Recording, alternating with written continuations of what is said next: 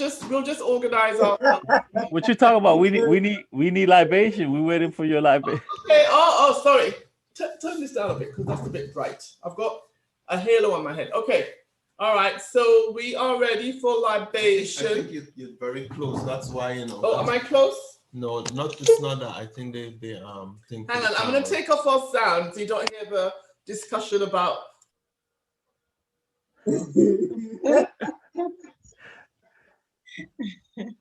Aren't they crazy? All right, we're ready. Okay. Yes. Right. So, libations. Hold on, we don't see you. You better come around. Hey, Eugene, you kind of slimmed down a little bit more. Is it the black shirt? Oh, sorry. Yeah, everything is back to front when you do this. You know. Yeah. Okay, let me get in. Okay, can you see me now? Can you see? More importantly, can you see the pora of the libation? Yes. That's the important one. You just want to hear my voice. Okay, so off we go. All right. So, again, we ask for the guidance and wisdom of the ancestors who went before us and for those whose lives were lost in the Middle Passage, as we continue to commune weekly in this book club. And particularly, we ask that the ancestors hold and guide us in our study of Yurugu. As we pour libations, please keep in mind your ancestors whom to you embody the following principles. The response is Ashe. Ashe. So we pour libations for all who dared to define, defend, and develop our interests as people. We say Ashe. Ashe. For our ancestral land, we say Ashe. Ashe. For our people then and now, we say Ashe. For our children and those yet unborn, we say Ashe. Ashe. For Kawaida, Ngozi Saba, and Ma'at, we say Ashe. Ashe. I'd just like to include also for anyone who was lost in the, was it in the States that somebody was run down in front of the Capitol building? The police officers. Yeah, I would like to pour libations for that person and that family as well, the most recent victim of violence. We say Ashe. Ashe. Ashe. For the systems of views and values which give identity and purpose to our lives, we say Ashe. Ashe. Ashe. For the new world we struggle to build, and for the continuing struggle to reconstruct and reconnect our history and humanity in our own image and words, according to our needs, we say Ashe. Ashe. We ask the ancestors to drink heartily and quench your thirst. Ashe. Ashe. Monica Sa, it is finished, it is done. Medasi Pa, which means thank you very much. Hey, Glenn, were you able to catch up? Hey. I'm on, give me 1 second. I'm on page 130. The settings, though. Okay. And in between reading and studying, yeah, I'm on 130. No, 129. I'm sorry. So you are in chapter. So you're on chapter 2, right? Religion and ideology. Yes, chapter 2. Okay. So I guess the reading that we had was. Now, where did you guys leave off? We actually started the second half. Okay. Like that's where we left off. We were about to finish reading the second half. Yeah, we read the second half, but where did you guys leave off? It was like the chapter. Well, we was gonna begin. Let me go back. After Augustine, hold on. Pastoralization, imperialism. That's where we're gonna begin. Okay.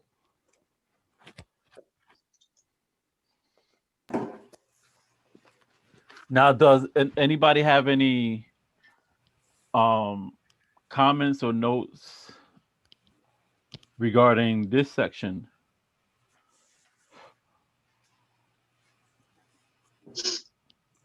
Imperialism or facilitation and One imperialism? 149. Yep, that's So right. Glenn, you almost close. You almost close. Okay, I'm still going.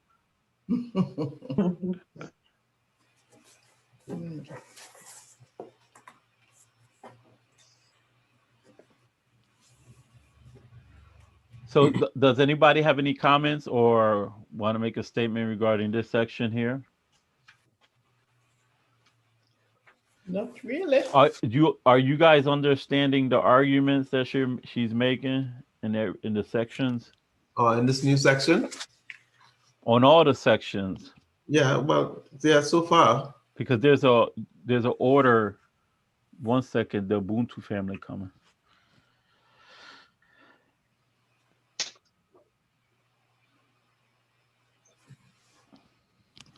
I'm trying to get to page 1.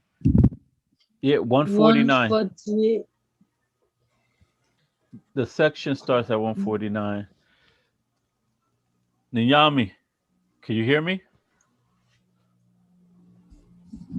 Peace, peace. Yeah, we just finished the libation and we're going to the section on page 149, proselytization and imperialism, saving and ruling. All right. Sorry about that. I took that old man nap. That makes two of you. We're laughing because there's a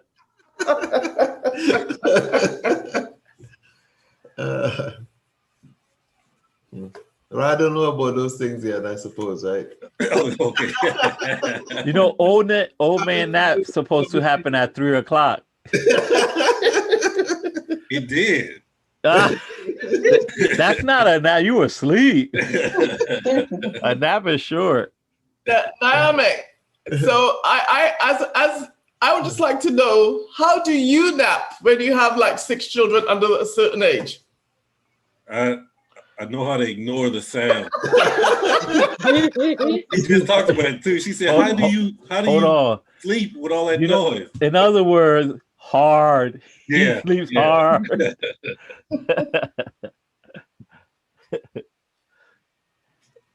But yeah, let me know when you get to the page. Let me know if you have any questions in regards to the second half of the reading. Okay.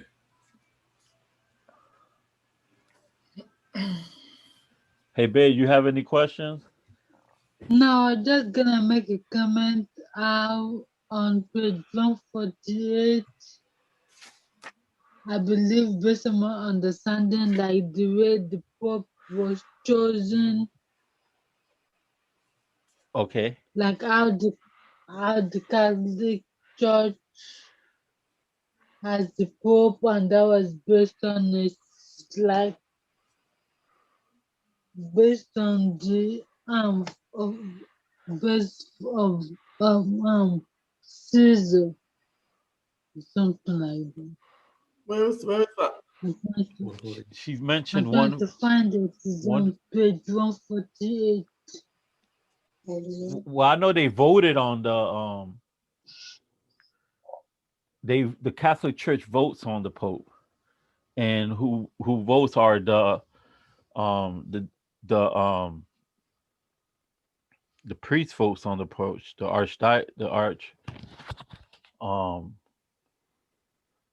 I forgot their titles.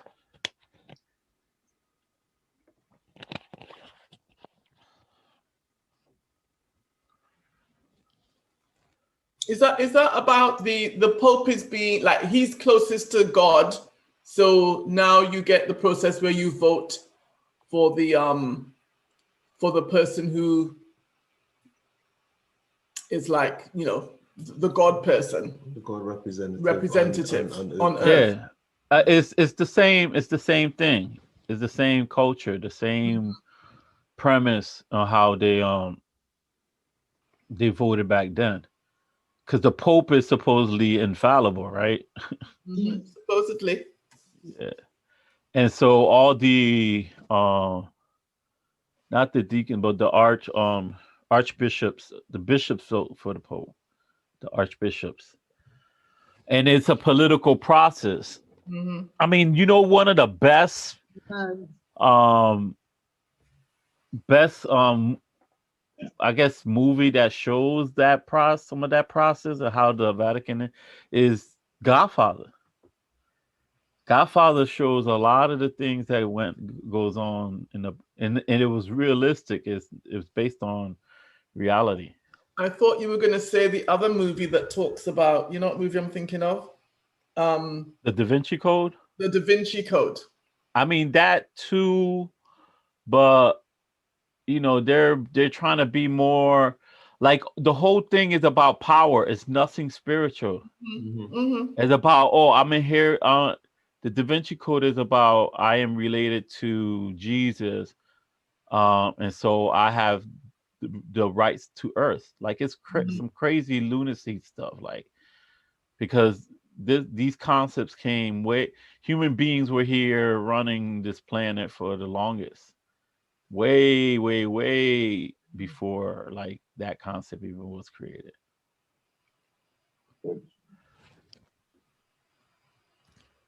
But so there's no comments in regards to, so y'all understand what happened on this section here. So I can ask a question to anybody up here. Mm-hmm. See what happens. You can respond. Okay, at 149, we're gonna look at where it says Christian ideology and radically altered the concept. My favorite reader. Right. I got it here. Christian ideology radically altered this concept, and by so doing, fashioned a religious statement that was potentially elitist, intellectual as opposed to spiritual emotional, and at the same time, universal imperialistic. One is not born a Christian, one must be baptized by the proper authorities. In some sects, Jesus must be first accepted as the Christ in hope that the Christian God will reveal himself to the properly pious. This idea is related to the imperialistic nature of Christianity. It is justifiable and, in fact, an act of piety for missionaries to proselytize the Christian religion because, in their view, those whom they seek to convert have no religion, properly so called. So, does anybody got anything to say about that? You understand that clearly? You probably might have to get exactly what she's talking about. You probably had to go a little further ahead, not ahead, but start earlier because she's talking about a concept. So you got to know what that concept is, right? The concept that she's referring to is about proselytization and imperialism that is embedded in the Christianity. Mm-hmm. Well, yes. I Yeah. think what she's starting off with at this point is kind of breaking down how they use the proselytize to people that they consider pagan or non-religious to start, because she's kind of breaking down between the European nationalism that they would really be working for and trying to push their agenda. But then once we get further into it, she shows how they try to switch it up and say, well, that's not our agenda at all. We're not about nationalism. We're about universalism. So. But in an imperialistic fashion, because exactly. Well, they don't say it's in an imperialistic fashion. They say it's not. Well, they become the authority, right? Yeah. By default in that system, they are the authority, right? And so nobody can argue with the authority either. Like, and so they talk about they went from changing people to having missionaries and call it, oh, we're saving people's lives because nobody have spirituality. They're not spiritual. They remember the argument about pagans. Mhm. So this is still an ongoing argument. These are not, we have to look at all these sections as one piece. So Yeah. we're following an entire argument. Mhm. Yeah, I think what it is though is like if you start from traditionally one is born into religion, just as one is born into a culture. One's religion is considered a birthright. Culture is indeed the natural context for religious belief. So, what they have done is turn that around, you know. So you're not born, you're not let's say affected by where you were born, what you were born into. What they're saying is that you can throw all that away and just latch on to something that they're telling you is what it should be. Well, So it was a protect, like your culture protects you, right? yeah, because that's the surroundings and everything is part of who you are, right? Well, your So family, yeah, culture is what you cultivate, the values you deem important, and what yeah, you want to pass on to the next generation, right? So those things become culture, right? It's a value system basically. yeah, And so everybody had a value system. Everybody had a way of life, and people were doing things based how they saw fit.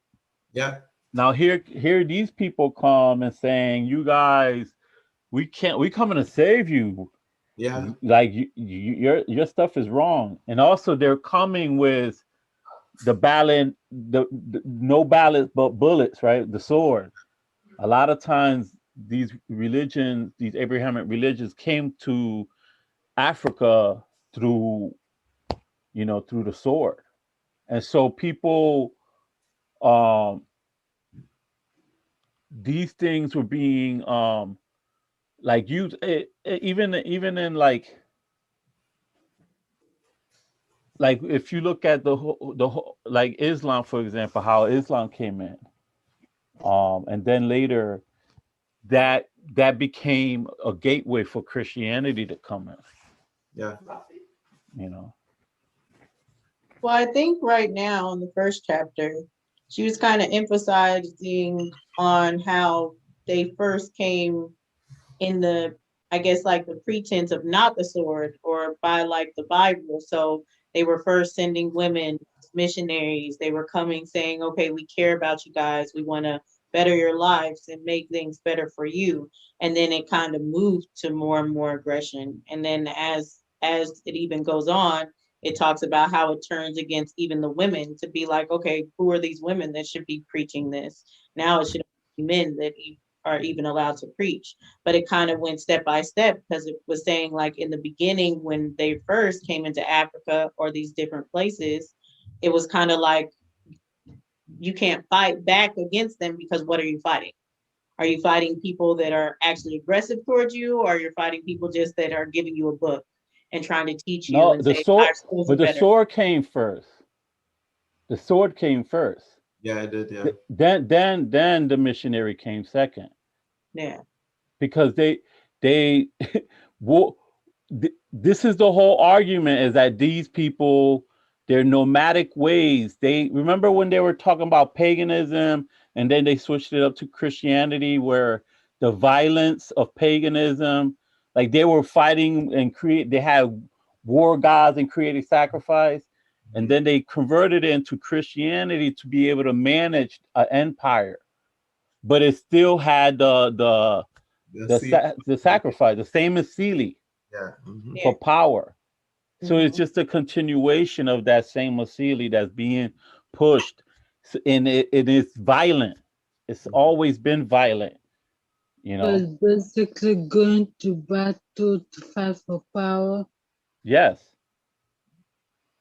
you know, she's making an entire argument, but that's a good point in terms of what you were saying, to bringing it back to that, because you got to make the connection. But it's always been violent before they even say peace. It's been violent. There's already a complete, like, even having a missionary, that's a violent act. A mission, like for somebody to say you're wrong, how you've been living your entire life after thousands of years, you don't know what you're doing. But you cleaner, you're more spiritual than they are. Like that's what they did to the Native Americans over here. You could actually read their records saying these people are more spiritual than us. We just need to put the Christian name. And so they sent missionaries. Violent doesn't necessarily mean has to be a physical act, you know. But it is a good point what you made. I'm not knocking down your point.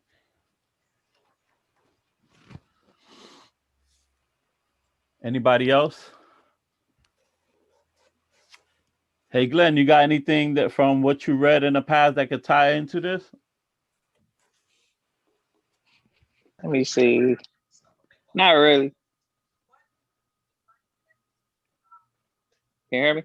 Yep, I can hear you. And then Okay. it said in the bottom it says Christians are able to convince people from other cultures that these are alternative faiths open to them, and that they, the Christian, have the key.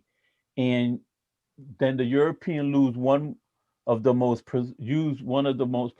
persuasive tool they have with which to control the people. So they're saying they have the key, and they're selling this thing, this myth.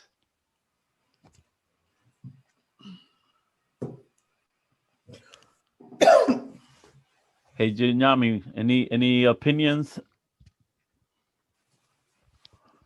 Yeah, Mrs. I know Ubuntu.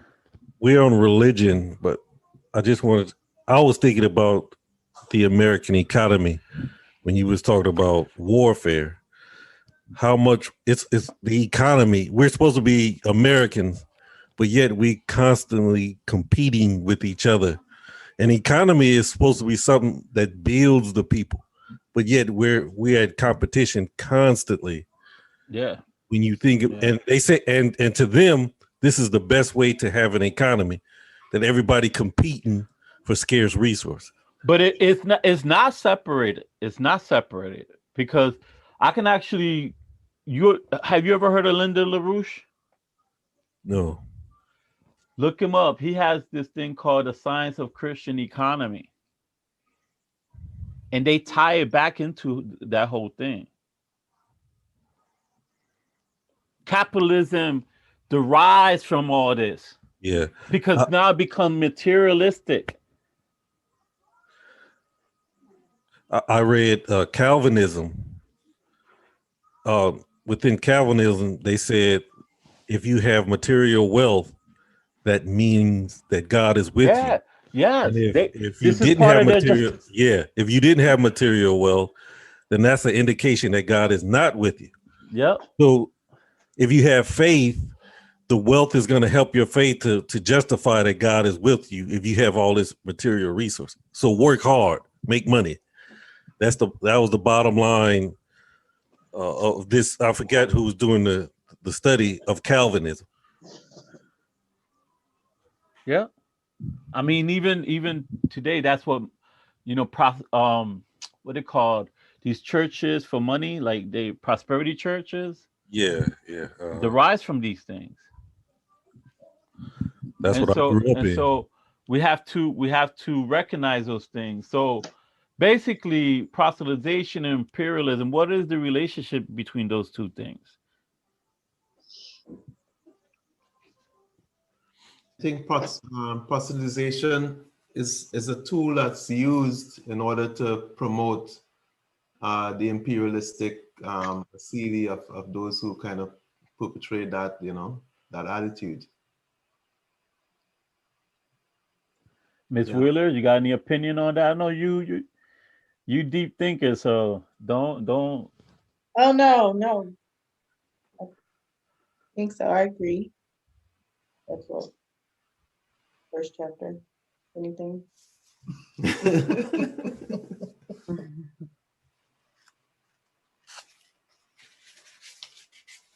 What about Glenn?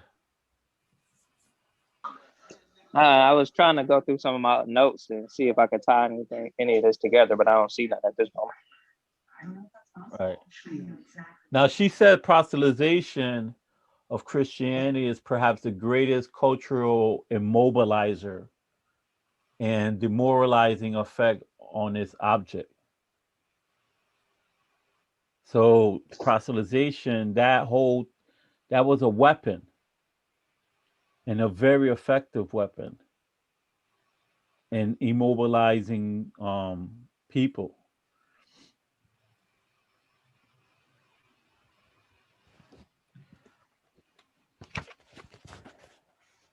That's what he thinks about it during that period. I mean, there's certain sections like when we're reading this, whenever she talks about the Asili or the Utamaroho, whenever you see Utamaroho, one of the words I use to substitute that is methodology. Because if I read it and I use Utamaroho, it kind of throws me off, and like. But those are important section whenever she discusses those things.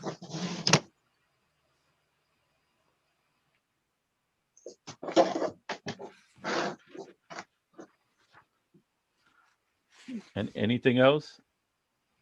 You don't got any y'all don't got any notes on your book or anything? Have y'all written something down that you deemed important or selected a paragraph? Ooh, I need to remember this.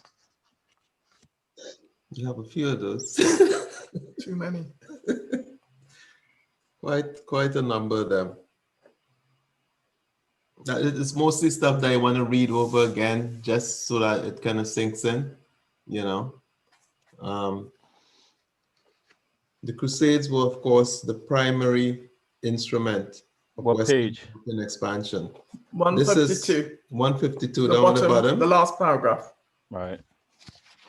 The Crusades were, of course, the primary instrument of Western European expansion during the European medieval period, and at the same time remain an example of the most militaristic and aggressive expressions of the European conquering Utamaroho, or methodology. I mean, to me, it just seemed It makes like it makes sense in that you don't have to think what it is, right? Right. You kind of know already. The church not only condoned these actions in terms such as those in the statement above, but it was itself the initiator of these campaigns. That's it. So they actually initiated a lot of these campaigns of, indoctrination through very heavy-handed means, right? Disguised yeah. the crusade. Yeah. I mean, the Pope was participating in this expansion.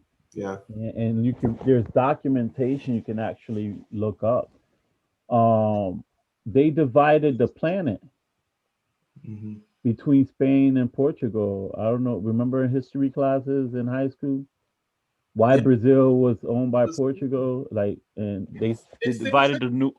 It's interesting that you mentioned history classes in high school, because as we're going through this book, and history was one of my favorite subjects, and I think back to how history was taught in England, and honestly, it was the crusade. And now I'm looking at it, I'm going, but they're actually teaching it the way that this book is writing about it. But you don't make the connection because you don't know the background to all of it. Mm-hmm. And it was about the Romans, the Greeks, the Romans, the Crusades. These are the things that they picked out to say this is how the world has progressed. They want you to, but they look at it as great, like the Roman, the great Romans, the Greek, the great. Yeah. Mm-hmm. Yeah, but the connections, why those things were picked out, you don't get told. You just get taught this is the history of the world. Yes. And I keep thinking about it. Every time I read these chapters, I'm going, oh my God, that's how I was taught history.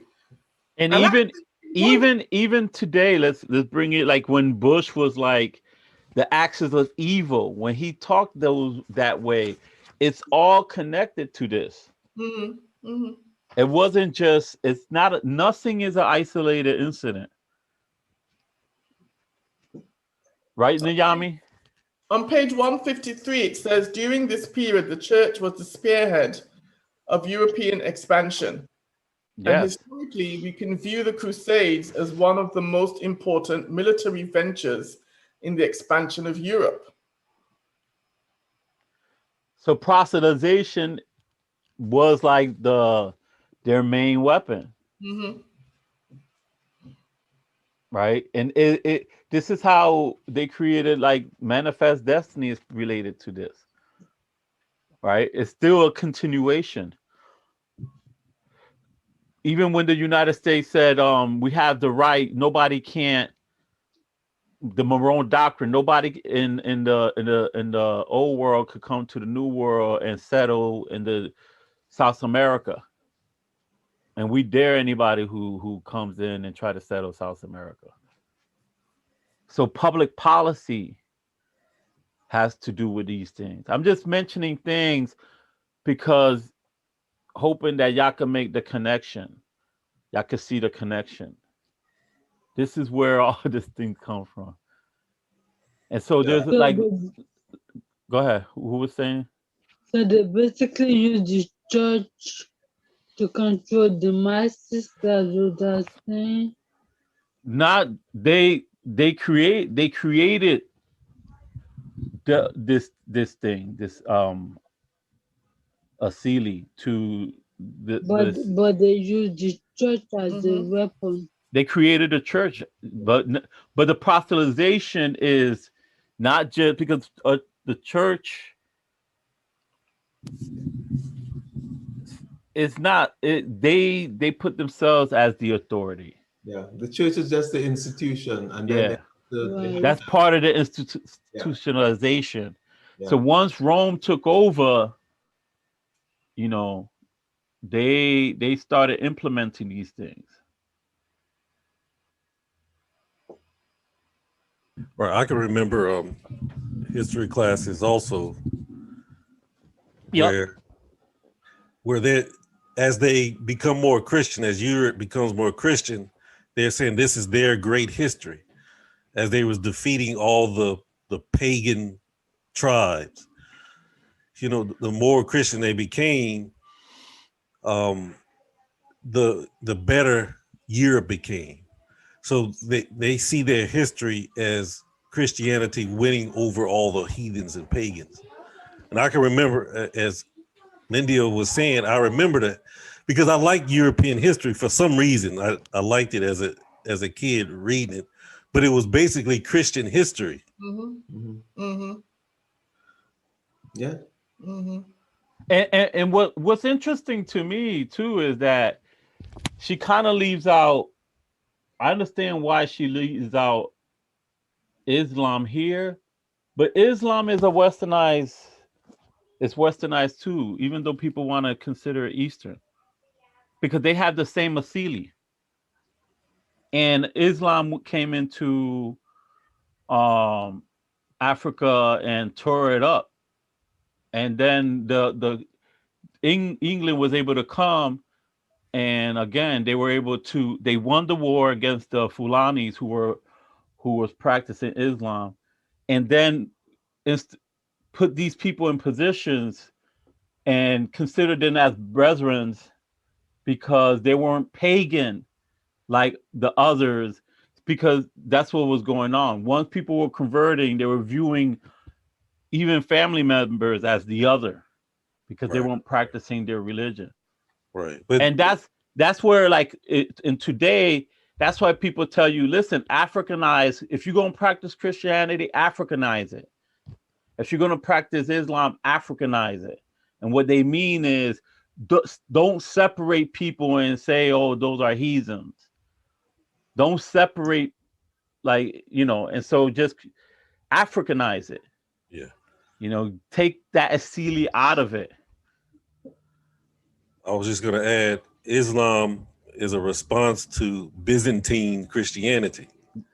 Well, after the unification, remember when you had, was it Byzantine and Roman, and then they united? They decided to, they agreed on the nature of Christ. And then they united because there was a beef between, there was two big schools. And you had the Byzantine, and then the Byzantine ended up doing what the Romans did.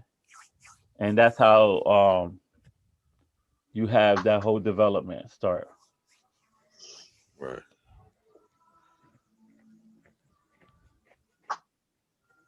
Anybody know got any response to that history? You know, do anybody know about that history?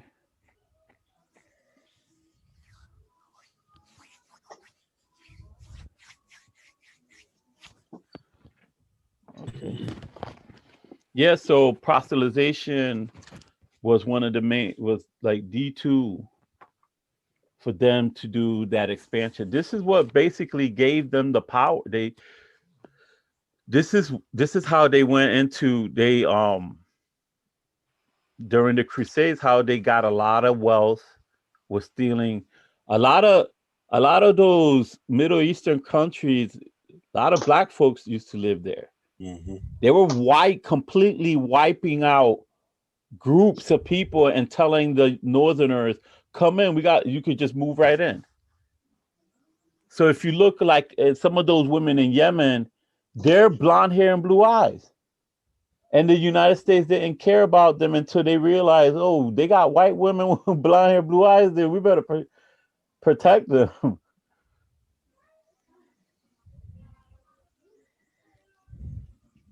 It's a deep history. Right. It's really deep, and it's a history that most people don't understand or know about, and that's what Chancellor Williams was trying to allude to in his book, Destruction of Black Civilization. How all that area into, they try to act like black people only stayed on the sub-Saharan part of Africa. That, I guess we was afraid to move any further outside sub-Saharan Africa, but all the way into the Middle East, into the Levant, you had black people. Black people was all over this planet. Right, yeah. Remember, the Europeans are like they themselves tell you they're like about 6,000 to 8,000 years old when the Neanderthals were black. That's why I'm like, why people dissing the Neanderthals? Like, can't believe a lot of the stuff that they tell you. But that's why that's why they love the Bible so much, because it kind of reflects their history.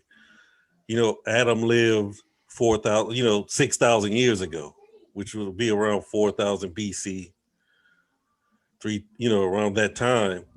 And that's the time you can start seeing societies develop in Anatolia, in Turkey. Those are their societies that's beginning to build up. So the biblical text kind of reflects their culture, the maturation of their culture. Has anybody heard of the movie The Real Eve? No? Okay, I'm going to send you the link, because that actually talks about the beginnings of, if you are very religious, you probably won't like it, but it's supposed to be a real history of how we spread all over the planet. It's actually a really good video. How what? The Real Eve. Oh, The Real Eve. I thought you said relief. No, well, it's a bit of a relief as well to know it, because when you see the video and you see what it has to say about how the human race developed, which explains why every white person has black DNA in them, it gives you a very good explanation of the origin of man being the African person. And it's actually scientifically done. So yeah, but also just because it's scientifically done, we got to even be careful. You know what I just said? After I said it, I go, scientific. Yeah, you know, Rod, he gonna get on you when you say he's scientific. Listen, No, because the thing is, lined up. the thing is that like, for instance, one of them, like, they're not even digging. Like, they found the oldest bone with Eve in Kenyan, right? But and so in those areas, right? Was it Kenyan? Ethiopia, because we or saw Ethiopia? One of them. Yeah. One of them is on the. But the money is being put over there to find older bones, right? But if they're not digging anywhere else, looking for older bones, so you eventually will find, like in those areas, like, we haven't really dug the whole continent to see what's going on, right? We only know what we found to date. That's with anything. Because like for instance, there's people that will argue like Kemet is the first civilization, which is not true. You have civilization existing in the center and south part of Africa, and in West Africa. What Kemet represented was people were going up there because it was a major trading post. So people were trading, and so you had groups of people. I mean, the continent, everybody was traveling back and forth. I mean, think about how long it was. And the Niles, you have multiple Niles.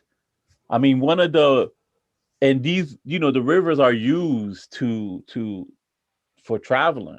And so, I mean, I don't know if the Yellow Nile still exists, but you had a Yellow Nile that went all the way to West Africa.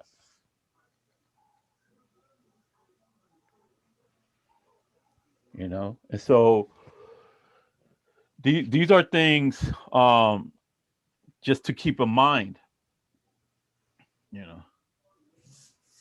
Is Mrs. Ubuntu, you got anything to say? I don't want to leave. Babe, you got anything to say? AJB, you got anything to say before we move on to the next section?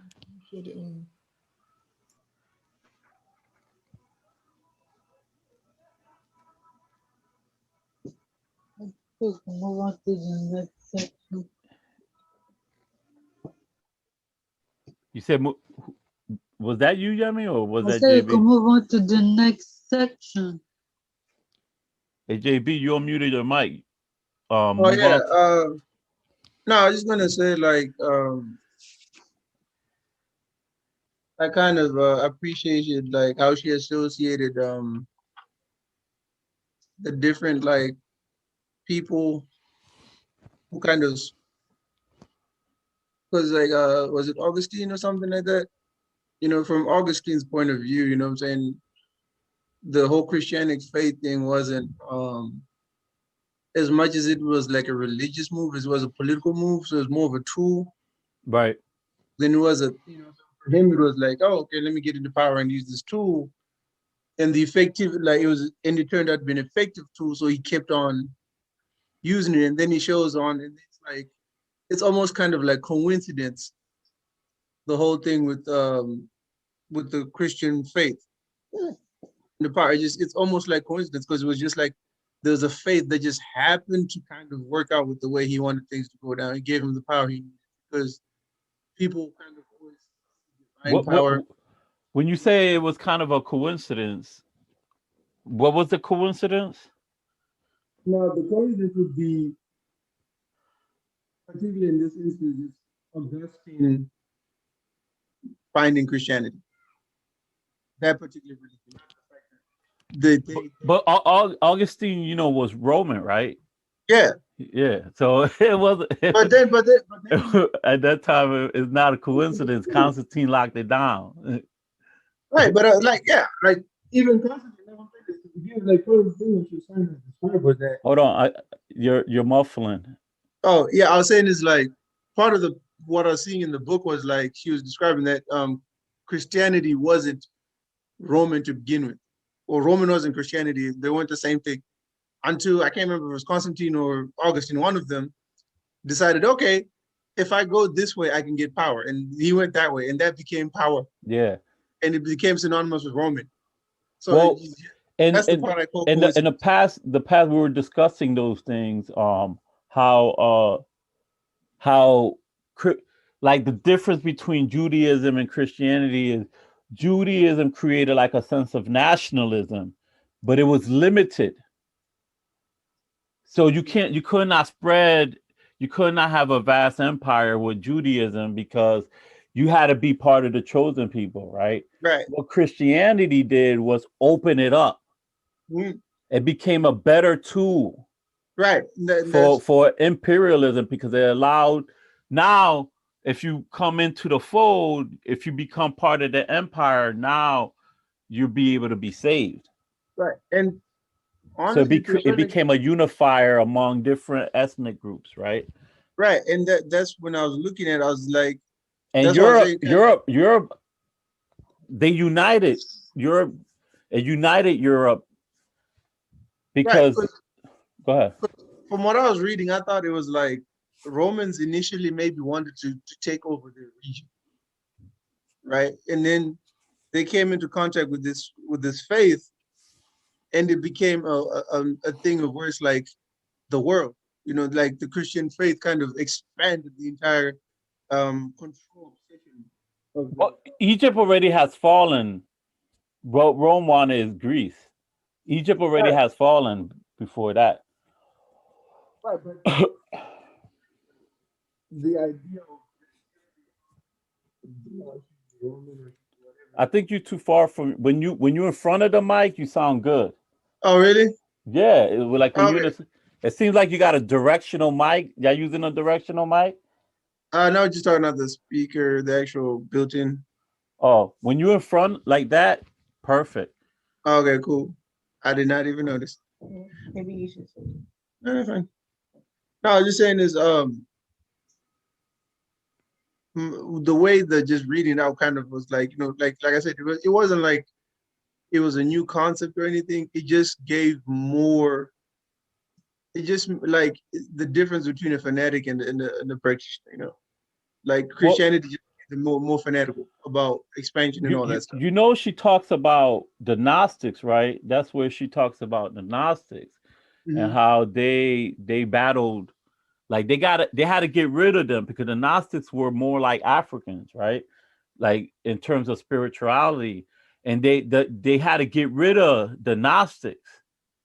Like this is what I tell you, they'll kill their own when they start developing spiritual systems. They'll like anybody who they'll kill their own. That's what I guess. That's what I was saying. Is like maybe before you have all these different religious practices and all that, but they're still under the Roman banner, right? Yeah. And then all of a sudden, even today, they right? And then all of a sudden, you find this like tool that's Christianity, and like, oh, if we bring everybody under this banner, now they have to listen to me because no matter whether there's God or whatever, it's still through me, right? It becomes a focal point of power, whether it's the divine power, you can't separate. Now you be like, okay, we don't have to have a church power and the political power; they're all the same thing now because you know if you align them. So that's kind of that you can see them looking at that as a tool. And so I was like reading that, I was like, okay, I see why. As you read through that, you're like understanding the concept of that. Then you're like, okay, I can see why now. When you think of world history, a lot of the times it does not, or they make sure they exclude African history, which tends to be older than everything else. Yeah. Right, which just puts into question every other religion because it's like, okay, why is hold on. Come. There you go. Oh there you go. Okay, let me do this. She said it behind. Hug your wife. Go like this. Do like this, and y'all be together.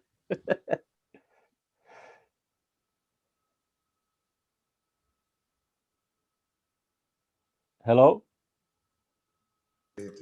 That was too much for him. He was getting excited. They've gone. Oh, there you go. There, that's better. Man, I lost my train of thought. What was I saying? well, you were saying how they were using Christianity too under the Roman banner. Right, and then why you can see that because of the Assyrian, that it needs to be the truth. It needs to be history. Well, Like their remember faith the tends to- reading. Remember the reading where we discuss appearance and reality. Mhm. So this is them describing their universal worldview under Right. the lens of Europe. So that it doesn't even need to be Christianity. They'll use anything. Exactly. Because right now they're using science as the new tool. See, that works too. Because generally, because for me, what I saw was that Christianity kind of was the thing where it's like, because with science, I can be like, I believe in science, I don't believe in science. It's still the two, because the reason why we accepting the Big Bang is because it's related to the Christian Bible, the Genesis. I mean that's because the church and its fellow powers took over the world. They took over the astronomy, right? They The took over study of the everything. yeah. Like once whoever it was, Clementine and Augustine, who decided to make the church and political power one thing, Yep. that move was what changed everything. That's what globalized everything. That's why it's like it was interesting to read it that way. Because you can see in that choice where it's like, okay, now African history has to go away. Right, because it becomes a problem for their Asili altogether, just for the fact that it exists. Africans become the threat. Yeah, without because doing anything. innately we're spiritual. That's why the like in the United States, the black church became a threat, right? And so they like, oh, we need to co-opt the black church, because at the time that's where people was mobilizing. Like the slaves, the only place you could meet is in a church. And that's where it became, this is where a lot of the black leaders, civil rights leaders and all that came about. They were meeting there and that's why, who was it? Hoover? Was it Hoover? Nyanyami, who said, be careful of the black Messiah. Yes. Yeah. Yeah. So it's all related, man. And this is what makes it interesting, right? You can see the whole connection. I'm looking at the Ubuntu's household there, and I'm thinking your little daughter, when she goes into daycare, she's going to be having these major conversations, and people are going to wonder, where did she get that information from? Just an aside. She's absorbing that knowledge. Because she's sitting taking it all in very quietly. So, and every week she's there. Yeah. Yeah. And so JB, I mean, I think you're right on point in seeing all these connections, Right. So I guess I was kind of just like when you'd asked before about if we had seen any connections coming from the initial chapters going up, and I was like, that's why I was like, yeah, I'm starting to see, like, if you look, I guess, outside of the box. No, I mean, this is what you're supposed to be doing. Like, as we're dealing with a section, we tie it all back. We look to the past, the present, and see what's happening, and we can make predictions. Because based on that, this Asili, what direction are we heading? Should we maintain this relationship with this culture that has this type of Asili, knowing what's gonna happen? And they try to pretend like Christianity doesn't still play a part in European culture. We watched a documentary called The Family. And it's about how the family, it's an organization, it's a Christian organization called The Family. They don't want any publicity. Hold on, you need to give them some history, because like right now, that's out there, boy. Like, I know about the family, but you got to let them know what is the family and how the Christian coalitions and all that is meeting up. Because, first of all, do anybody know what he means by the family? Not in your context. That's what I was saying. In your context, it's a different context he's talking about. He's not talking about just a regular family, right? Oh, of course. But I know what he's talking about. Go ahead, Najami. Najami crazy. It's an organization. I think it started, was it the 60s? I think so, right? It was before that, but it got really big. No, it started in the 60s. Go ahead. Yeah.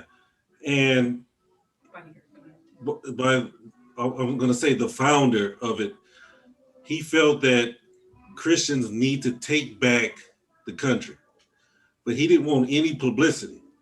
So he would go preaching the gospel of Jesus Christ to only rich and powerful people, because he said that the Christian message is for the rich and powerful, and then the rulers of a nation. And so he was, he would have these breakfasts where he invites senators, he would invite, presidents and ex-presidents to this meeting where they would come to the meeting, and this is where they work their deals. They might say presidents were involved in these meetings. Yeah, by the way. yeah, and the man who started it, at one point they said he was the most powerful man in America, and we didn't know nothing about him. But he was a Christian pastor, and he had his own brand of Christianity, but he always said their power was in their secrecy. So this religious movement, this Christian movement, is still powerful. It's just taking a different form. It's not in the form that we're used to, but it's still in power today. You know the presidential breakfast that you normally see every year happening? I think, yeah, I was gonna say that. That presidential breakfast is. There's a movie. I can't hear you, Cool Breeze. Oh no, Oh, I hear you now. Okay. Go ahead, babe. There's a movie on Netflix that's what he's referring to. The president. Okay. That's the one he's referring to. Okay. Where the president are chosen or something like that.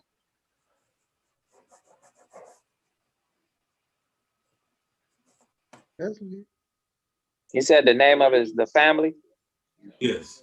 Okay, cool. Yes. Thank you. And it just shows how, I was just saying it to say that Christianity still plays a major role, even though they pretend it's supposed to be the separation of church and state, and we've moved into an atheistic age. No, they're still playing a major role in making decisions in people's lives. Yeah, remember, and also there's a train up. People already been trained to think a certain way now. The Asili is here. It's like, I mean, even if we were to, like, if we make all of them disappear, we among ourselves will be nurturing this Asili.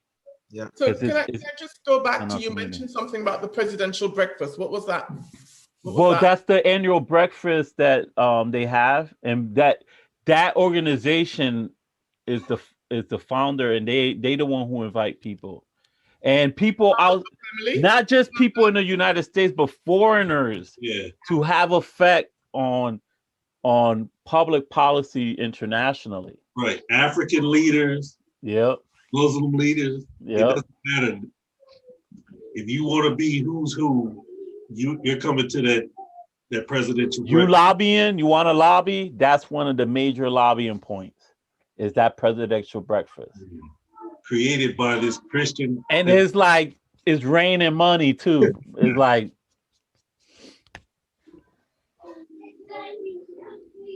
so the whole, no, not only America. Remember, this is international. But everybody want access to the American market. That's the thing. You know, they came here to take resources, and that still is happening. People come here to to get resources and bring it back to wherever they at.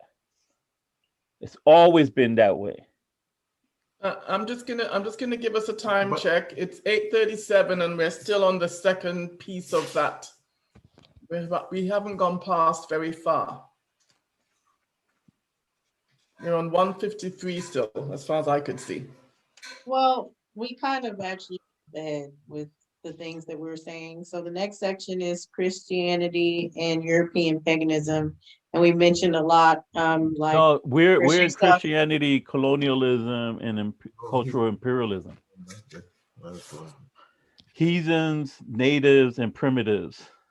Yeah, well, what I'm saying is, yeah, that's where we left off as far as what was said, but Right. the conversation has gone into Christianity, European paganism. That's where she mentions as far as the beginning of those European nations that are all about war, all about that they're a Sealy, as far as that their religion was war. And then she breaks down going into the definition of Oh, pagan okay. I see what and you're saying. Romans. And we've She's been talking about page discussing 162. yeah, exactly. So Yeah. we've been discussing those things, even Yep. though Yep. we didn't.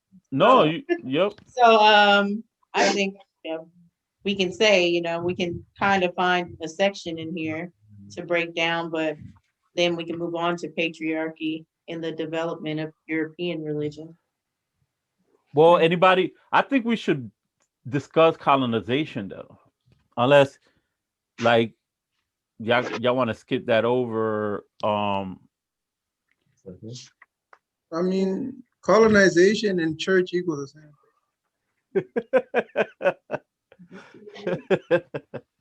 Well, we also actually dealt with those things too, because we talked about the Pope. I mean, the Pope is the most terrifying person on the planet. No, we're saying the Pope splitting the New World, so like that Spain and Portugal don't have this beef, and the involvement and the Pope. So we did talk about that. So we may could easily jump. I mean, if anybody want to read the section on 157 on the top, that tells you the Pope's involvement in that. I mean, I think we kind of covered that part. And it's interesting because we kind of follow the order, right? Like in our discussion, we follow the order. Yeah, I think we kind of covered that. Yeah.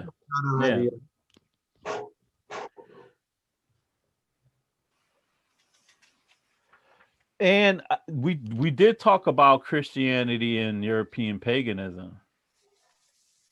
So I was saying that we were kind of into that. She brings up like the Arabs, like you were saying, but she kind of mentions that it's Islam. But if you go to like 166 at the end, and an African-centered perspective forces us to look more closely at this history, this cultural development. We must make sense of it. Using the concept of a seemingly complex paranoid behavior on the part of the European becomes crystal clear and makes sense, unfolding from the logic of European development. What should a people who were non-Christians and who were slaughtering Christians become Christians themselves and begin to slaughter their brothers and sisters in order to make them so? What is the connection between the new religion and the ethos of the religions practiced by early and backward Europeans? The concept of a Sealy tells us to look for consistency. The consistency for which we search lies within explanatory and generating principle of European development. Europeans have always been involved in the unrelenting quest for power, political hegemony, expansion, and technical control. As this drive to conquer developed more intensely, the parameters of the conquering self and of the territory world to be conquered expanded. Constantine had ingenuously perceived the effectiveness of institutionalized Christianity as a supportive mechanism for the cohesion of the empire. Later, Christianity would be fashioned as the appropriate vehicle for much more expanded concept of imperialism, one which required a more refined concept of progress, and more importantly, a more cohesive and at the same time expanded identification of the conquering culture, Europe. So I was just saying, like, that's all that we've been talking about. Right. And So, and it was used to that's what you were unify trying to say. You ain't saying like she did. it unified Europe. Yeah. Pretty much. I mean, it unified them in a sense because they had a other. Yeah. They're like, okay, let's use this. And now, after the Renaissance period, but it also created problems because at the time, Germany, for example, why Germany rose, because they're like, yo, I'm not getting my share of the pie after this unification, right? And so you could now start once you understand this, you start understanding more contemporary history of what's been going on and why, remember when the Berlin Conference was made, they split Africa. And Germany didn't have no share of that pie because they came in late to the Renaissance period. Like I told you, the Germans started reading at 800 AD, and then they created a culture of like, we need to gain power and we need to, become like structure the society into science. Right now, they're badasses when it comes to science. They're like real good scientists and mathematicians. You graduate from one of their schools in high school, you could teach college mathematics. That's how much they think their school was structured into science. So at the bottom of page 168, just moving on from what Ms. Wheeler just read, violence, aggression, and xenophobia could no longer be expressed in the form of European paganism. If these nascent Europeans were to further develop their empire, the Utamarajo was consistent. It still demanded control, aggression, and human sacrifice. But the vision was changing, the vision of what was possible, and in turn, what was necessary. A more expanded vision required a more sophisticated technique. This had been the immutable law of European development. So moving from that paragraph to the second paragraph on that page 169, as always, the Utamarajo remains the same. The method remained the same. Yeah. That is the consistent, unchanging factor. The ideology is informed by the Utamarajo, By the methodology. but must develop as the vision grows. For the methodology is expansionistic, always seeking a larger space in which to be housed, a larger turf to control. This brings us to a second aspect of the European political genius. As the vision grows, so must the national consciousness. This is critical, for the nature of the Utamarajo requires an expanded definition of the self. We are talking about the growth of political consciousness. This is why cultural and political behavior can only superficially be separated. They're united in ideology. Political behavior on a national level requires the definition of the interest of the nation vis-a-vis other nations. The definition of the interest requires a national consciousness. Culture creates that consciousness through its ideological function. So that's what we're saying. Political and religion, ideological, goes hand in hand. It just keeps growing. Yeah, and you see it in their public policy. You see it in their internet. The endless wars. What they call endless wars. Us, like we've been going to war nonstop. And so they, from the beginning, it's always been through the sword. Even their technology is brute technology. I'm looking forward to the next section But do you guys? Oh my God! I turned the page and realized why she said that. We No, don't have but to that section tonight, I don't think. but what's funny is because if you read this section, patriarchal in the development of European religion, that's something vast different. That doesn't got to do with us. So I don't even know why Linda said that statement. All I said was I'm looking forward to the next section. You read a lot into that sentence, Rob. Because I understand you're a Sealy. I only made a comment. You took it to the next level. No, listen, I'm a spiritual person, so I see the whole. I don't look at particulars. Oh, excuse me. That is how he justifies it. I'm a spirit. Yeah. Of course. Nothing behind it. Of course. You know there's stuff behind it. Yep. This is how you're supposed to define it, like based on the whole. And that's how you justify. That's how you don't get bamboozled. Right? Because you look at the whole. Let's move on then. Well, we will skip that section then. Well, there's all she mentioned at the end of that part in terms of. I mean, hold on. Oh, look at the mother goddess. No, we can move on. Let's This part is very important though, because here in this part she talks about Diop's two cradle theory. And that is, you know how many times people have been looking for that book too? Like I've been looking for the book for long. I know the theory, but I've been looking for that book for a while. Niyami, do you have that book? Which one you saying? What the one that has the two cradle theory, Diop's two cradle theory. The cultural unity of Black Africa. Cultural unity of Black Africa. Yeah, that's the book. No, I only have the African origins and civilization in pre-colonial Black Africa. Yeah. All right. Anyways, Linda, since you brought it up, I just state your piece. I didn't bring it up. No, you said you look forward, so let's hear it.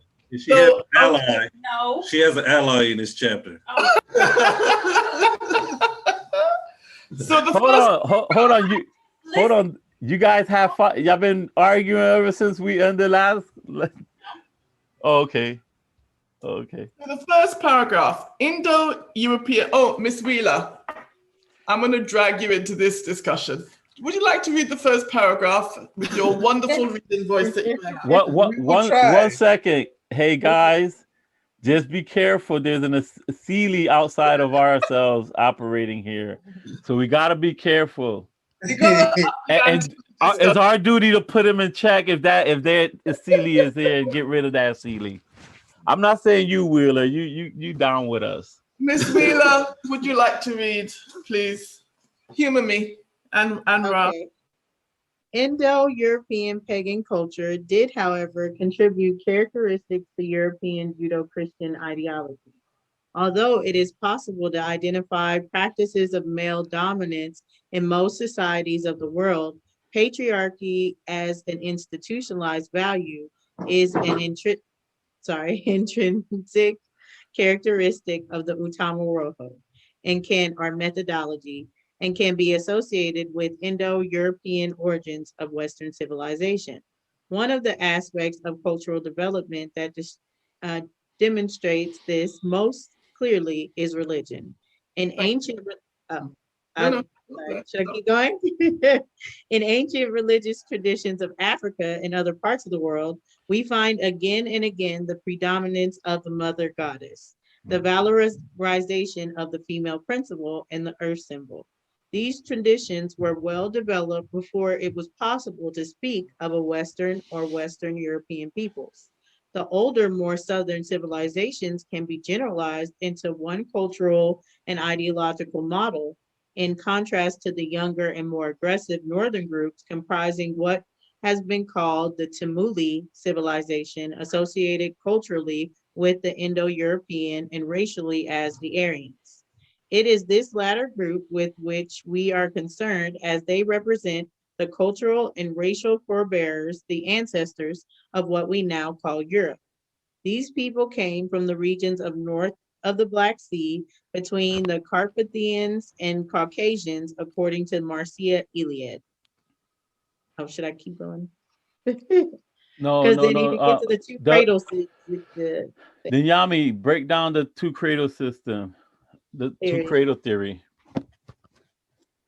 Well, the northern cradle theory, according to Job, is that the environment was much different than the southern, because the southern civilizations, they develop along the equator, which is fertile land, forests, rivers. But when you talk about developing a society where 6 months out of the year you're in ice and in snow, you competing for very scarce resources. So it caused them to be nomadic, and not just nomadic, but a warrior type of nomadic, where you had to go into different tribes and you just took their stuff and you moved on. And what Jop is saying, because of this, the woman was just reduced to just producing children. It wasn't much need for women. If you're riding around on your horses and going to war everywhere you go, the role of the woman was more of a burden. And so because of the harsh conditions, it developed a harsh, a Sealy or a harsh culture, as opposed to around that equator or the southern cradle, African people, the woman's role was vital. She was key. She was central to the society. And so that this is, in particular to this discussion, this is Jop's main focus. You would agree with that, Ra? Yes. Realize that he calls it the northern cradle and the southern cradle. That's how he differentiate the two. And because of their abundance of food, they had people were more giving, they were more socializing, and they understood like they were appreciating how they were connected with nature. There was a more harmonious relationship with nature. During the Ice Age, they were talking about they didn't see sun for thousands of years. And so this is where the Iceman inheritance come from. The whole concept of Iceman inheritance. And so that developed a different culture. Remember, when you got scarcity of food, what do women have once a month that can attract the animal? Blood, their cycle. And so animals, you're in nature, you're not being protected by anything else. So every time that cycle comes, animals, your animals know where you at. And so it became they considered it a burden. And there was scavenging. There were more, the scarcity of food made them more scavengers and, moving around, warring for resources. And so that created this aggressive Asili. And I mean, can you imagine not getting no sun for such a long time? When there's a sunny day, I'm like, oh my God, yes.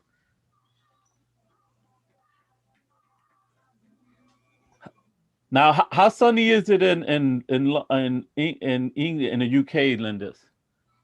Currently, like, is it normally sunny there, or is it like cloudy all the time? Cloudy, overcast, rainy. So imagine back then when it was like very cold and That's why I left England. The weather. yeah. I came to a colder place, Canada.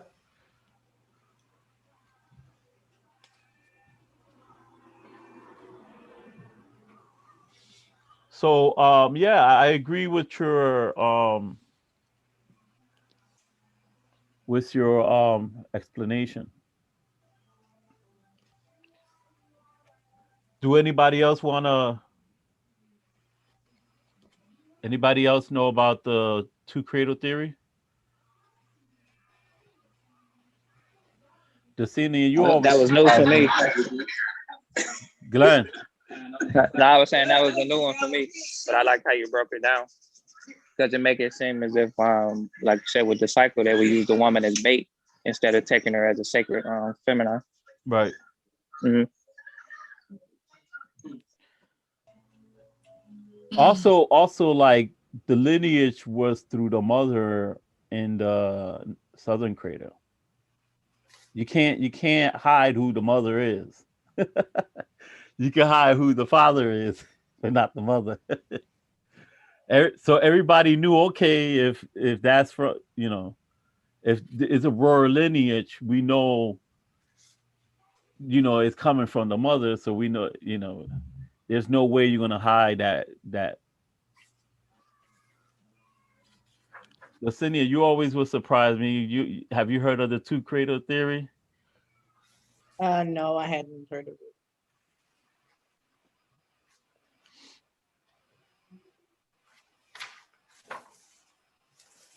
See, here it explains which Ninyami was saying, the environment of the northern cradle was harsh, cold, and relatively infertile, lacking the opportunity for agriculture. Adaptation to the environment produced a series of cultural and social characteristics, among them aggressiveness, individualism, predominance of meat in the diet, and monogamy. There were other characteristics, but they will be discussed more thoroughly along with a deeper elaboration of Diop's Diop theory in subsequent chapters. It is interesting to know, however, that Diop is arguing against Eurocentric interpretation of Bachofin, Morgan, and Engels concerning the origin of mother rights and polygyny.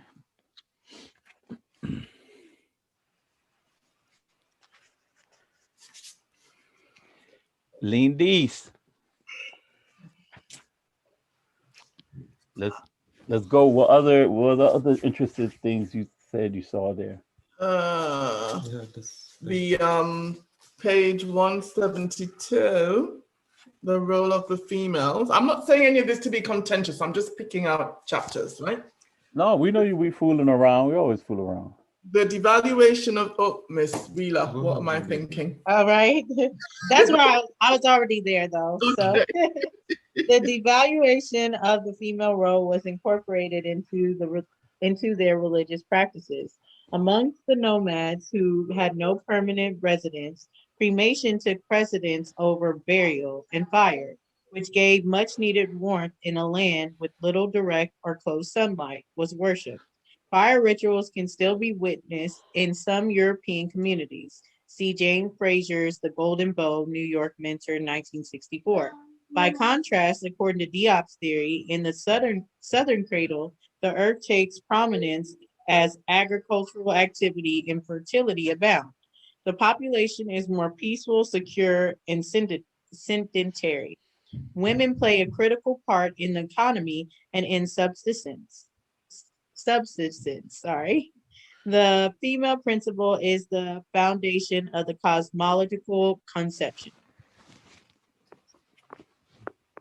Yes, I feel like that's what we were talking about, kind of like Well, with breaking down that cradle. Newt. Remember, like even in Egypt, Newt is created. Everything is created from Newt, from her. Ra comes in. The And sun.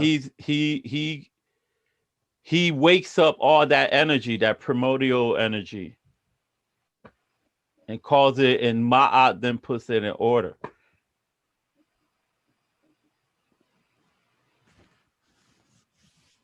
And also, you kind of, when you bury people, you kind of planting the seed, right? You kind of planting them back in the ground. So on page 174, last paragraph, in the African view, We would speak of the harmonious and interaction of complementary divine feminine and masculine. This idea of the complementary, so noticeably absent in the European worldview, was still present in some degree, to some degree in the Gnostic, African-influenced early Christian and pre-political conception of deity. Pagels tells us that some Gnostics said that the divine was masculo-feminine, the great male-female power. Others said that the divine had no gender, and a third group held it that it was either, depending on which attribute you wish to emphasize. Some Gnostics, she says, describe their God as mother, father, and son. This would resemble the African concept of Asir, Aset, and her feminine powers for the Gnostics were associated with thought, intelligence, and foresight. Pagels refers to the material from the secret gospels, revelations, and mystical teachings that she says are replete with feminine and sexual metaphor and the valorization of female aspects of creation and godliness. Now, what's interesting, I mean, like, hold on, let me get you guys any statements regarding that. I think it just breaks down kind of the opposing of the two cradles. So we got into what we were discussing, what the northern cradle would have to deal with as far as the environment and how that devalued their feminine aspect or what they would see. But since the southern had the agriculture, they would have the fertility of the land and of that feminine prospect. There was a joint, a family or feminine prospect that we get to the complementary that she mentioned in the first chapter, as far as how we would see those things or how an African worldview would be. Yeah, I think that it shows that it was, the female was valued as an integral part of their whole way of thinking. It wasn't separated, and she wasn't looked at as other. Really, it was all part of a whole. So there wasn't that separation. In other words. Can I just read one little part? I think that sums up everything. It's on 174. Yes, gladly read. Read away. It says male monotheism. Hold on 1 second. Hey, JB, how old are you? What's the age who's older between y'all two? Ksenia, I mean, sorry. I got like 3 months on you. Oh yeah, March 11th. Yeah, I'm the youngest still, but he's still the youngest male. Hold on, you 32, right? It's about complimenting each other. We're both 33. Well, we're both 33. He's the male version, I'm the female, so he needs to read sometime. Mr. Butu, how old are you? The wholeness is missing from this equation. Well, actually, I'm 33. Are you older than 33? Yeah, no, I'm going to be 33 in July. So it's still mine. Right. Oh, so there's a 33 over there too. He's 33 now because he turned 33. I'm ready 33. She's still 32. Hey, she's skipping ages right now. So that's Alina. I guess you're in trouble, yo.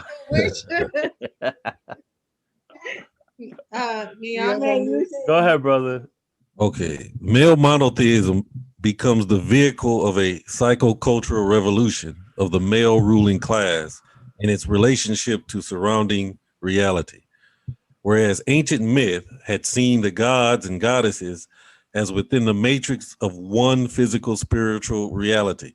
Right. Male monotheism begins to split reality into a dualism of transcendent spirit, mind, ego, and inferior and dependent physical nature. You see that happening even in their occultism, which they supposed to be practicing spirituality, but it's about power and all that. Yeah, yeah. What's funny is that they hide the rituals that we have. They hide those things, and those somebody kind of that was kind of cool. Like I like the rituals. Somebody went, even the rituals, like even the Vatican, right? When you go to church and all, and you have the entryway, where they call it the canal, the middle of the thing, and then the transformation and the blood of Christ. That's the womb. That's the transformation. So they're like, they're doing this ritual, which is a feminine ritual, right? We're basically like the sperm coming into the church, and then we're getting the blood of the bread of Christ, which is the knowledge and the transformation and all, which is that same transformation comes from is the womb transformation. So even when we in church, we're practicing a feminine ritual, and that's being ignored. Nobody could see, and then they're like, and then it's the priest who has all the power there. Right. Some crazy stuff. Right. I mean, even in ancient Egypt, the women opened up the rituals.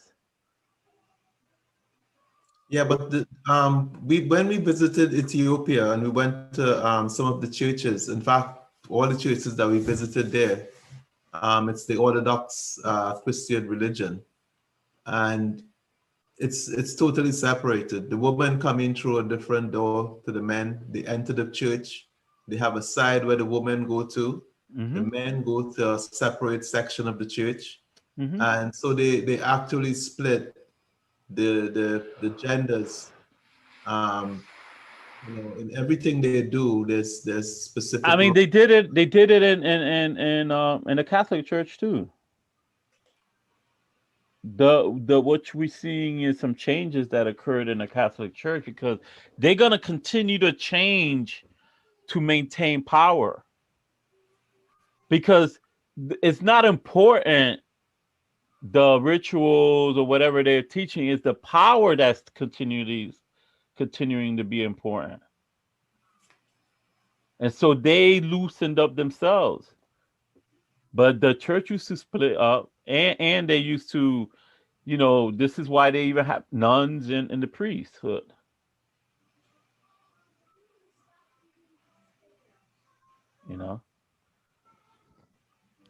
Like they changed. For instance, what you think is the reason why the Pope can't be married? Because he's God. It's inheritance. Exactly. They didn't want him to have all that power. Well, no, the children passed on to his children. Yeah, passed on to his children. Because in the past, that's what happened. The riches that they plundered and stuff, they had to cough it up to the children, because the children was like, well, no, that's our inheritance. So it wasn't no spiritual, all these things that they do, it wasn't for like religious quote unquote reason. It was like real world money and power and control. Yeah. And I like that chapter I read, because it explains that they not only objectified the woman, but they did nature the same way. Yes. So like, and the women kind of represents nature. So you say the earth is nothing but a rock and dirt, and women is everything is beautiful in the mind and in the ego. So they've changed the worldview of the planet, all based upon their silly and their quest for power. Well, they didn't change it. they're promoting it. Like people, there's still people there believing in nature and all those things, type of things. What it is, they're not describing reality. So on page 175, that little paragraph, every one of the secret texts which Gnostic groups revered was omitted from the canonical collection and branded as heretical by those who call themselves Orthodox Christians. Yep. By the time the process of sorting the various writings ended, Yeah. probably as late as the year 200, virtually all of the feminine imagery for God had disappeared.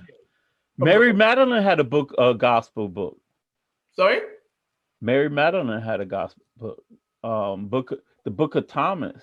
They didn't want to put the Book of Thomas because he included women. He's like, they asked because in the Book of Thomas, that's supposed to be Jesus' direct quotes. So they asked Jesus, are women allowed to enter the kingdom of heaven? And he said, bring them on to me. I will convert them into men and they'll enter the kingdom of heaven. Meaning not a literal sense, but meaning like there's in terms of the feminine principles, there will be more balance in being able to come into the kingdom of heaven. And they didn't like that he included women in the entering the kingdom of heaven stuff. And so they like, nah, let's kill that. He also was against these big churches type things. I'm just giving a time check. It's 9:14. Linda, you're not even qualified anymore for the time check because last time you extended us. So I'm just giving a time check, right? You're reading too much into my little check. That's the second time check of today, and then last time you had us. Well, she's just keeping us on track, just to make sure our conversation. You wasn't there last week, so cállate la boca. I watched it though. We watched it, so. And you can also fast forward and turn it off when you want. I try to have you back. Right. Selena, I thought you was down with us. I viewed you as a daughter. You are this band. I'm gonna disown you. That's your CD coming out there, Ra. Right, exactly. I'm all for wholeness. The wholeness of everything. You see how Linda take humor as a. You see how she bastardized this stuff and takes humor and makes it part of the. I think we could get away with it today. I love you, Linda. Don't worry about it. There you go again. There you go again. I love you, Linda, even though you throw the daggers behind my back and I get hit. I can take it. I got enough fat on me, and, you know. Those 1-inch daggers, they just hurt. They don't do anything. I know you can take it, Rod. That's why I give it. It's not Linda's fault. She's still trying to get rid of that European. Go ahead, yes. Ooh, I didn't know he had a missile there. Oh, he just launched a RPG right there. We have a bunch of comedians in this group. I can see it already. He is that serious.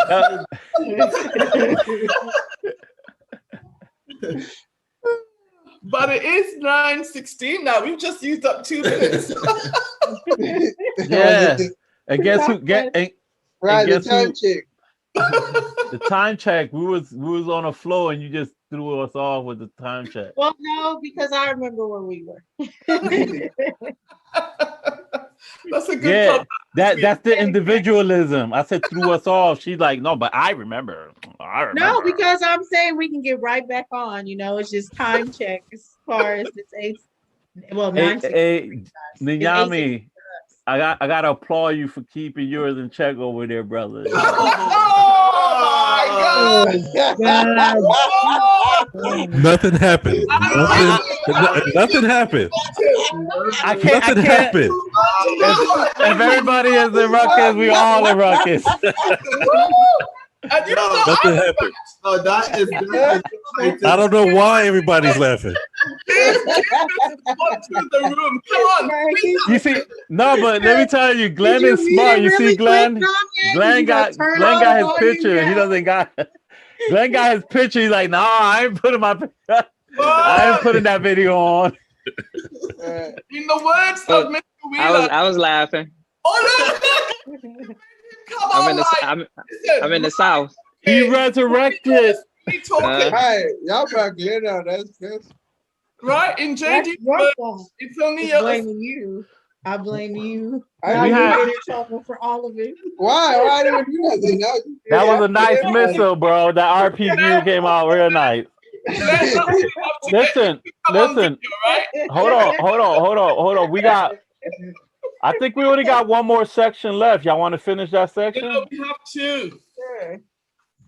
What's the second one? Religion and rationality syndrome, techno-social order, Oh yeah, there's a lot. the record versus the apology. Hold on. Confusion. Record versus the apology. Yeah. There's a bunch of That's just two. That was a nice little light-hearted break there. Thank you very much. I mean, there's two sections. Which I want to do. Three. What's the third one? Oh, conclusion. Did I? No. Before the conclusion, there is Yeah, you said there's three. The third one is conclusion. record versus the apology is the last one. Technosocial order, religion and rationality syndrome, and and the record versus the apology. 3, and then the conclusion. 4. But conclusion really sums up everything we talked about. Let me take a look at this. See.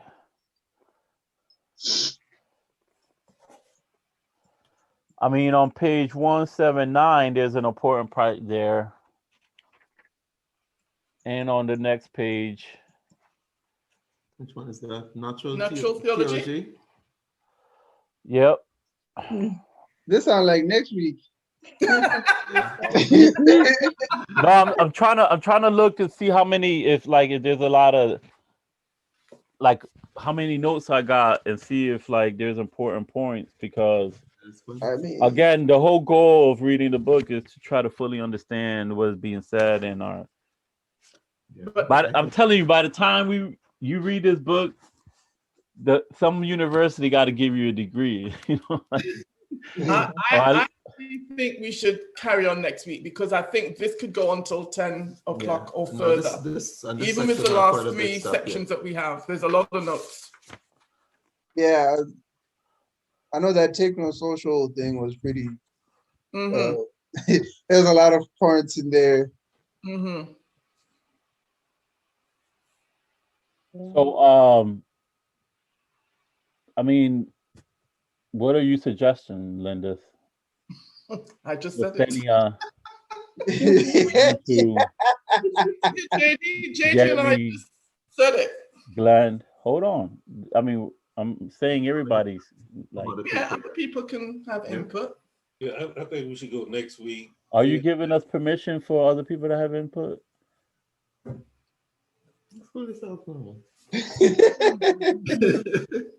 Linda's must have that's her second, when you're tired and then you hit your second wind, that's her second wind. No, this is just madness now.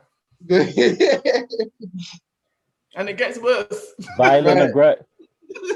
Eugene, let me know if you need me to call the 911 abuse hotline. Blink twice to say help me. Oh my goodness. This is nothing. This is nothing. Listen, this is like this is good. You see how? Hey guys, you see how he's? if he feels comfortable speaking like that and says nothing, he got it under control. Leave him alone. Nothing to control, or nothing to control. Oh, I don't know, because he was saying this is nothing, you know. So What he meant to I don't know, maybe I'm reading it wrong. Right. It was like, this is nothing. Then I'm like, okay, but he's like, this is nothing, You know? Just making sure we all good. We good. No, I mean, you see over there, they're still quiet. Even after it's still quiet over there. The Ubuntu family, look at it. And she's wearing red, so you better be careful. You know what they said? Be careful those lady in red. Lady in red. ready. Why you think they had the lady in red in the Matrix? Yami, you better be careful, lady in red. What is he trying to start? You know the Matrix, right? The lady in red, and then it was the young dude who created that program. Yeah. Red just means you're ready. Yeah. Have you watched the Matrix? Well, I don't know what that was their interpretation of it, but it means that you are ready for action. So what's the decision, guys? I mean, I'm pretty sure everybody's voting for next week because we all sound really tired. Yeah. Like we've been even half-assing the laughing because I'm 2 laughs in, then I gotta stop because my lungs hurt and I gotta go to sleep soon. See, unlike some, like Eugene and Nyami, they're smart. They took an afternoon nap. He did. Like Hold on. And I was like, nah. Let's rephrase that. The only one who took a nap was Eugene. He was asleep. The Yami was asleep. Oh. There's a difference between a nap and being asleep. If we didn't wake him up, he would have had his full 12 hours and would have worked like whoop, whoop, whoop. This is true. So I guess we'll finish the next section tomorrow, next Sunday. Well, are we just doing the next section, or are we reading into the next chapter? I think I think we should continue reading on the next chapter, but we'll deal it's not important to finish the second half. Let's first look at the third chapter.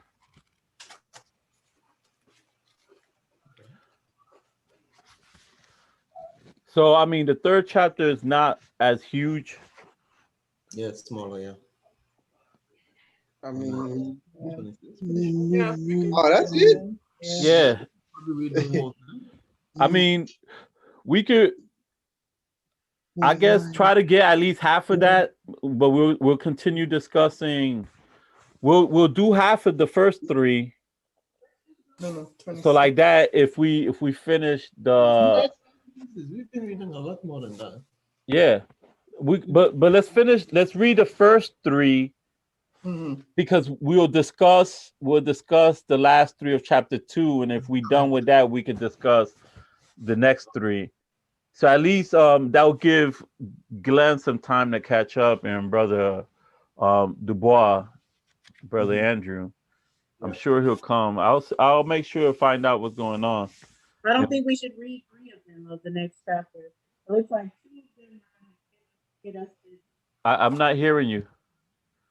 Oh, sorry about that. I don't think we should do 3 of the next chapter. I think we should just stop at 2 because it looks like the power of the symbols, and then the second one is the aesthetic of control, and that goes on to the myth of universal aesthetic, but then that's like coming to the close of the then there's only 4. Oh yeah, so we you're just right. do 2. You're right. We do 2 and just stop at the No, myth of universal I got aesthetic. you. No, I got you. And then we can talk about this last 3 next week. So what do the meaning of aesthetic and the tyranny of rationalism? Just do those 2? She was saying because if you look at it, there's only like the myths of the universal aesthetic and the connecting threads. That's like 4 pages. That's like 14 pages right there together. I think we can read it, like, unless we just. And then you got white and good and beauty. That's like 16 pages. And then you got, I mean, it's not a big section. It's tiny compared to the others. Yeah. Right. Well, except for the fact the very last section goes to page 237. Remember, it starts at 226. Yeah, that's what I said. That's 10 pages. Then you add the second to the last, that's 4 more pages, that's 16. And then you add beauty, that's like 2 or 3 more pages, that's 18 to 19. So these are not big sections, but this is, I mean, Well, we talk a long time.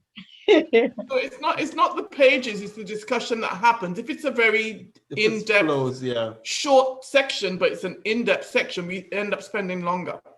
So it's not the number, it's the content. No, but she's saying in terms of if we divide it the way I was saying it, she's like that because these others, like these last 3 are so short that maybe we should just read the first or the second together. Like look at the first one, it's 199. That's just 3 pages to the next section. So they're not big sections.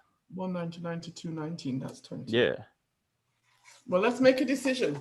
No, that's why I said the first 3, because really it's like the same amount of pages from, because an aesthetic of control that ends at 118, 218. Right? So it's about almost the same amount.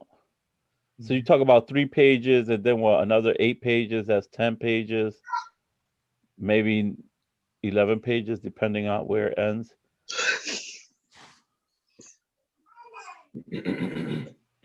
I mean, the thing is that section is small.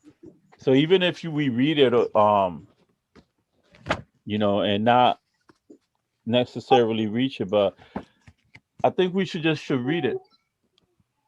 We'll have the discussion and make sure that people write at least one question. On that whole. And the beauty of it is we will section. look to page 237 of a 600-page book. Yeah, it's looking more and more achievable. Now, not only that, we'll be halfway done in if you call it by chapters, right? Like, how many chapters are there? Hold on. Let me not take myself on the teeth with that one. Oh no, we'll be 30% into the book. As long as you've written it down, we've done it. Okay, so chapter 3 it is then. Yep. We'll read chapter 3 and we'll go into discussing chapter 2. Like that'll give everybody else to catch up. And I mean, I'm not gonna say read as much as you can, because if you can read the rest of the chapter, this is like nothing, right? Like even half of the stuff we read is not even like a chapter 1 and 2. Half of chapter 1 and half of chapter 2 is bigger than chapter 3. Mm-hmm. So it gets easier. No, but read it and or and come with questions. Mm-hmm. Come with questions for the next section for chapter 2, and try to finish. If you can finish it, I suggest you finish chapter 3. If not, it's not going to be a big deal, because we may not even be able to discuss it depending how our conversation comes in. Okay, 9:31 and all is well. Linda's, stop, because we what you guys want to do? Y'all want to finish it? I'm suggesting we should like just read chapter 3, but I think so. If you can do it, do it. Yeah. Or at least read half of Go it. as far as you can get. Yeah. Read Right, we half just of go it. by whoever read the least. Mhm. I mean, Glenn. it's not going by whoever read the letter Yeah. most anyways. It's about Well, what we you know, can discuss. right. It won't really matter, like just getting as far as into chapter 3, but Yeah. we're at least Yeah. gonna have another We're 30 being to hour minute we're being discussion. organic with it, you know, Yeah, chapter whatever the 2. discussion, you know. But yeah, but that's what I'm saying. Chapter 2 with that's at least 30 minutes to an hour, I'd say, having 3 sections left. Mhm. So most likely we're not gonna get to discuss this, but just to have a basis of trying to read as much as we can, and people. Yeah, we're trying to knock out this book, you know, Right. and we're taking 2 weeks to do a chapter, and it looks like this chapter may not take we could probably finish it off in one day, Yeah. not in two. But all right then, so that'll be it. We'll do that. All We'll of three. we'll read Well, just as 3, much as and possible. we'll come back as to discuss the last 3 section on chapter 2. Okay. Sounds good. Anybody got any questions?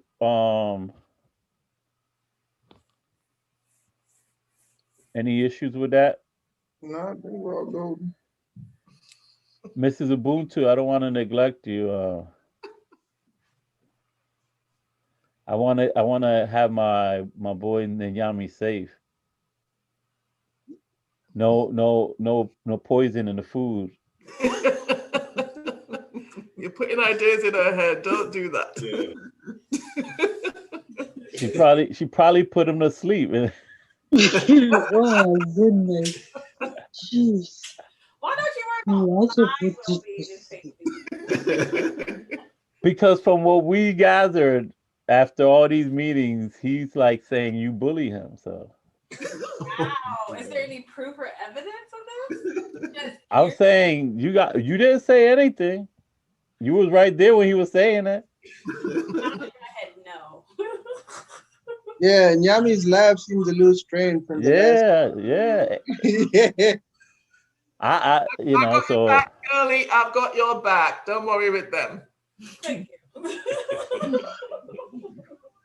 hey, a matter of fact, I want to share my the site of the hold on one second. You gonna post in the chat?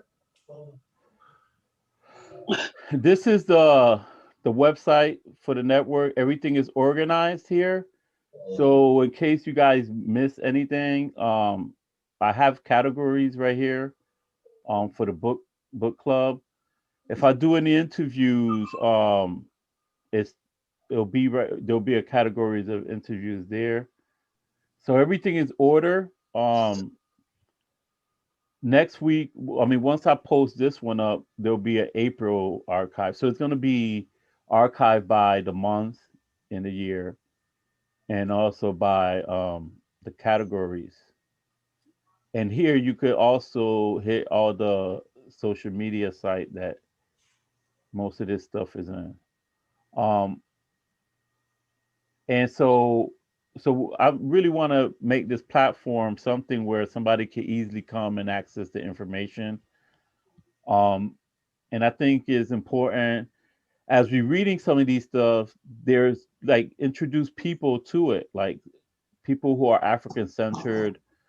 Yurugu is a tough book, and most of the African centered books are tough, like for the majority of the people. So they may need some type of help or some understanding and explanation. These things help, you know. Um, now, Linda's has one of my shirts that I make. I just want to show people that again. These are I actually have a site called Comedic Wear, and there's also things for little ones.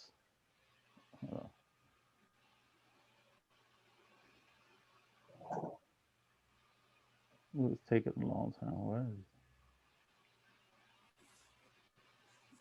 it?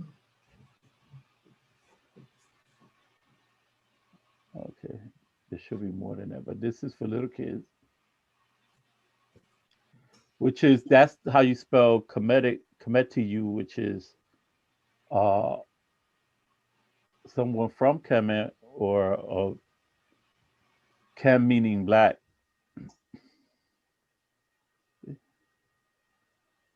There's adult sizes of this too.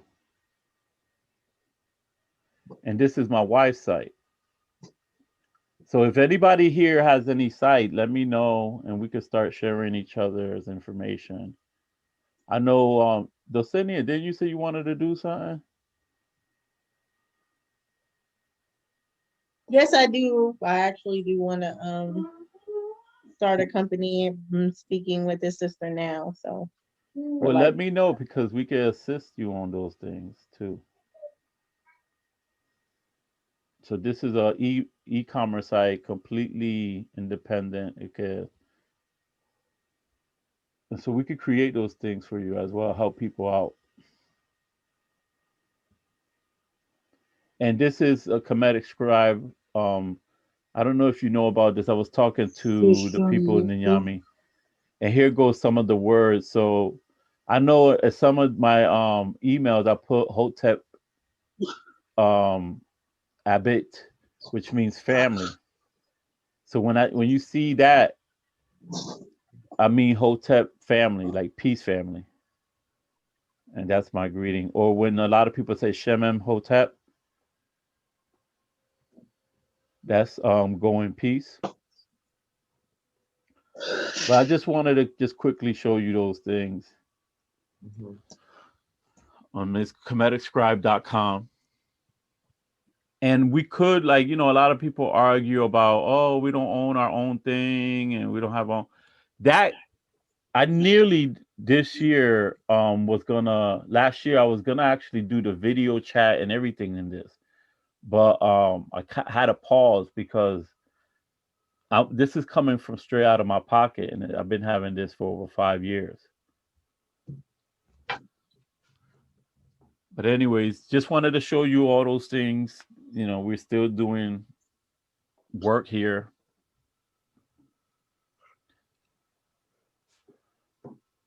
So I want to, wish everybody a good night. Hotep. Shem. Have a good night. Okay, Good bye. night, Bye. Have a good week. Bye, Ms. Bila. Bye, everybody. Hi, All right. guys. Bye. Bye. All right. Hey, hold on. Mrs. Ubuntu left without saying goodbye. Yeah, she thought you was talking. No, That's so rude of you. I had to check on the Watoto. Okay. Have a good night, Okay, everybody. have a good week. Have a good week, guys. Lady in red. Oh, Lord. A little Okay. serious. Adios. Peace. All right.